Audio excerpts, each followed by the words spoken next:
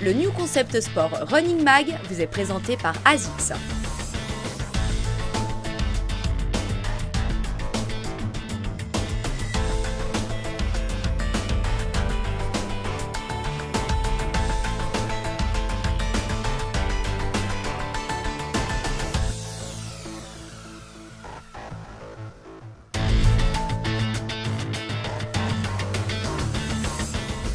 Ce mois, côté nouveauté, je vais commencer par vous parler de manchons de compression.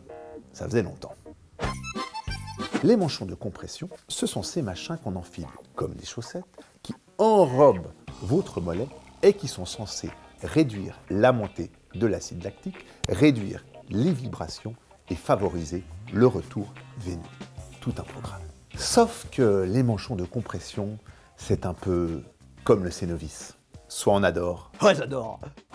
soit on déteste. Ah, dégueulasse. Ceux qui les adorent sont rentrés sans le savoir dans une véritable secte et ne peuvent plus s'en passer. Quant aux autres, ça les gratte, ça leur tient chaud et surtout, c'est totalement inutile, c'est que du marketing. L'un des rois du manchon de compression depuis 2008 avec son fameux manchon R2, c'est la marque Compressport. Et depuis 2008, Compressport ne cesse d'innover, d'améliorer son fameux R2 pour arriver aujourd'hui au R2 version oxygène. La force nouvelle du R2 oxygène, c'est qu'il est hyper ventilé grâce à des bandes de ventilation directement intégrées dans la compression. Une innovation exclusive Compressport pour une aération optimale. De là découle le premier atout du R2 oxygène. Il est parfaitement adapté aux efforts sous très grande chaleur, que ce soit en trail, en triathlon ou sur marathon. Son deuxième atout, c'est son poids. Il ne pèse que 11 grammes. Alors 11 grammes, pour vous donner une idée, c'est le poids moyen du cerveau d'un footballeur. C'est pas très gentil ça quand même. Je crois que les trailers c'est 15. Son troisième atout, c'est son confort. Grâce à sa fibre très fine qui apporte douceur, souplesse et élasticité pour un confort réellement supérieur. C'est marrant quand tu dis ça comme ça, on dirait que tu parles d'un préservatif. Vas-y, je te jure, écoute. Qui apporte douceur, souplesse et élasticité pour un confort réellement supérieur. En même temps, ça ressemble quand même un petit peu à un préservatif. Pour les mollets. Les gros mollets. Ouais. Poutre de Bamako.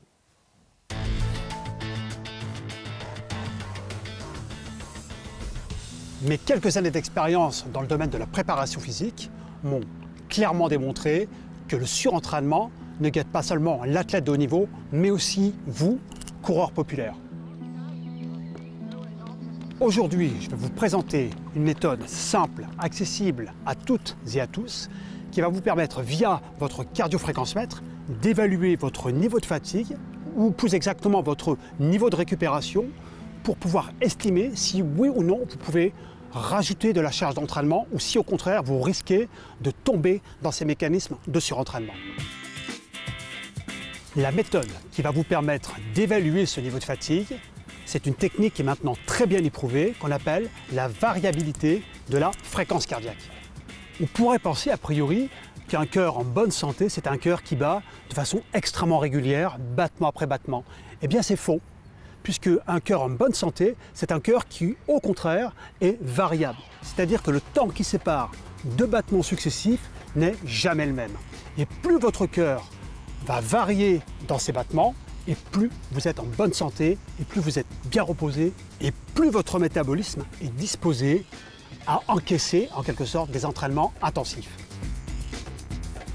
Les grandes marques de cardio-fréquence-mètre vont vous permettre de réaliser ces tests de calcul de la variabilité de la fréquence cardiaque, ou encore VFC, de façon extrêmement simple, démonstration. On va réaliser ce test de la variabilité avec une montre Garmin et surtout nécessité d'utiliser une ceinture thoracique. Mets-la bien au milieu par contre. Pour cette mesure, il est essentiel d'être au calme, soit en position assise, soit en position complètement allongée. Dans le menu des montres Garmin, vous trouverez la fonction effort VFC. Vous déclenchez la procédure et votre montre va vous demander de respecter un repos, un calme de 3 minutes. À l'issue de ces 3 minutes, votre montre va vous calculer une valeur de la variabilité de fréquence cardiaque et va vous indiquer une valeur qui peut aller de 1 jusqu'à 100 au maximum. Plus cette valeur sera basse et plus vous serez susceptible de pouvoir vous engager vers des entraînements à forte charge. Les 3 minutes d'enregistrement sont terminées et la valeur obtenue par Pierre est inférieure à 30, zone verte, ce qui veut dire, Pierre, que tu as parfaitement récupéré de ta dernière séance d'entraînement et que tu peux, dès aujourd'hui, te retaper une séance de VMA ou une séance de seuil, enfin une séance intensive.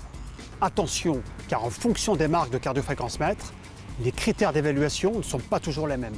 Par exemple, chez Polar, l'échelle est parfaitement inversée par rapport à Garmin et plus vous vous rapprocherez de 100, plus votre récupération sera complète. Cette mesure de la variabilité de fréquence cardiaque est véritablement un indicateur auquel vous pouvez vous fier pour organiser votre entraînement et notamment avoir la sagesse de renoncer à une séance intensive si toutefois vous n'étiez pas dans une phase de totale récupération.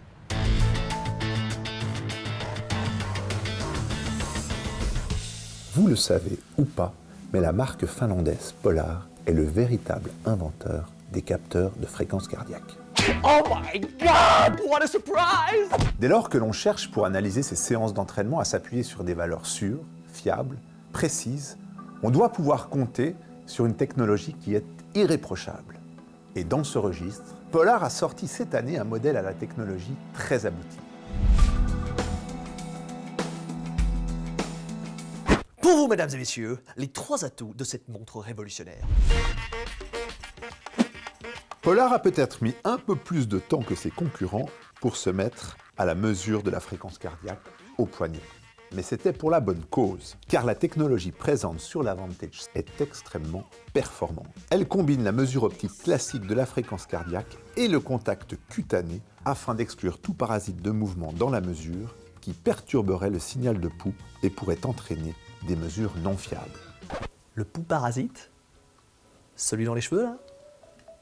Le pouls, Thomas. Celui du cœur, là. Qu'on peut prendre, là.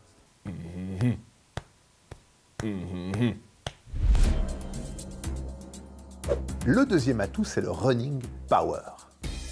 La Vantage mesure la puissance de course directement au poignet, comme la fréquence cardiaque.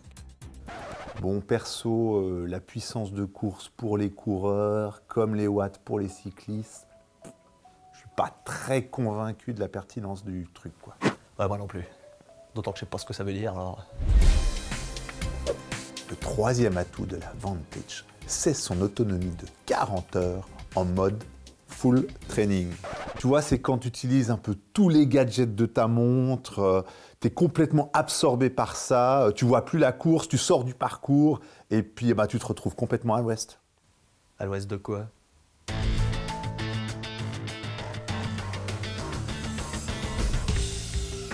Alors quand on est malade, la première question qu'on doit se poser, c'est de ne pas confondre une infection au sens large, qui peut être quelquefois bénigne, et puis la fièvre.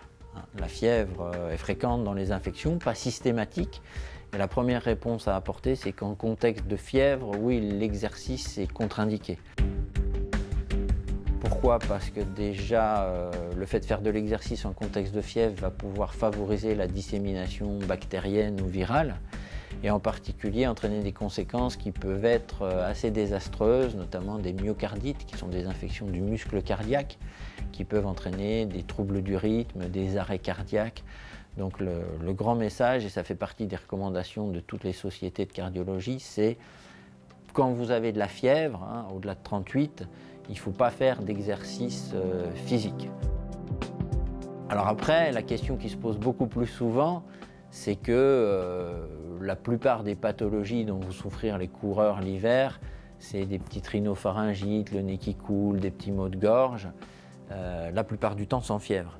Et dans ces cas-là, on a coutume de dire « je vais aller transpirer, ça va faire éliminer les toxines », bon, ce qui n'est absolument pas vrai, mais là il y a un deuxième niveau de lecture où il y a une sorte de dichotomie qui a été proposée, qui s'appelle le neck check. En fait, c'est tout ce qui est un petit peu au-dessus du cou, donc les encombrements en haut, le nez qui coule, les petits maux de gorge sans fièvre. On peut proposer aux gens d'essayer d'aller faire leur exercice de façon légère, à peu près à 50% de leur capacité. Puis si au bout de 10 ou 15 minutes ça va, ils peuvent continuer leur séance plutôt légère. Tout ce qui va se passer en dessous, donc c'est-à-dire plutôt dans l'arbre bronchique pulmonaire, là on va déconseiller d'aller faire de l'exercice tant qu'il y a les symptômes, donc c'est-à-dire de la toux grasse, quelquefois des crachats un peu jaunes, avant de reprendre, puis idéalement avoir eu éventuellement une auscultation pour être sûr que les poumons sont complètement libres dans ces cas-là. Alors après, dans ce qui concerne le syndrome grippal, pendant l'épisode grippal, on ne va finalement pas se poser de questions puisqu'il y a de la fièvre et il ne faut pas aller courir. Et puis on conseille quand même dans la semaine qui suit de reprendre très progressivement des efforts d'intensité modérée, pas faire de grosses séances intensives dans la semaine qui suit l'état grippal, donc après la résolution de la fièvre.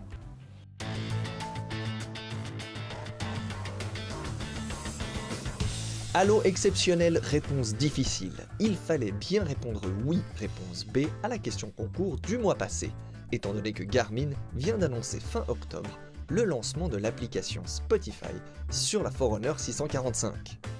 L'heureuse gagnante de ce bel objet d'une valeur de 520 francs est Nadine Vallet, de Grand-Lancy. Ce mois, nous poursuivons avec une montre en vous faisant gagner la magnifique Polar Vantage V d'une valeur de 630 francs et que nous vous avons présentée dans ce numéro. Répondez à la question suivante. La Polar Vantage V se caractérise par A. La possibilité de mettre un capteur à la chaussure. B. Un mode natation révolutionnaire. C. Une autonomie de batterie particulièrement longue. Envoyez dès maintenant votre réponse avec vos coordonnées complètes à l'adresse mag@ncsport.ch.